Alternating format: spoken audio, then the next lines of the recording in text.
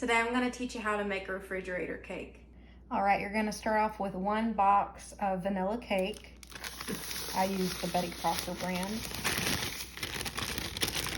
but I'm sure any white cake box would work. Okay, next you're gonna add 1 1/4 cup of water.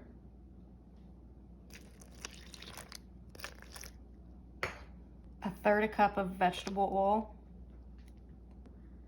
4 egg whites.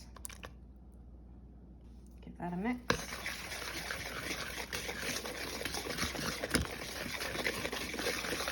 Then the next thing you're gonna add is 1 little container of yogurt.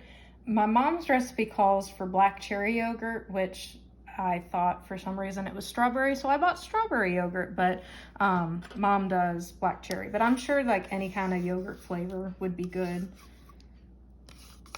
Honestly, since I'm doing the strawberry yogurt, I think it would be really good if you used a strawberry cake mix instead of the white mix. But anyway, you can just do whatever your heart desires.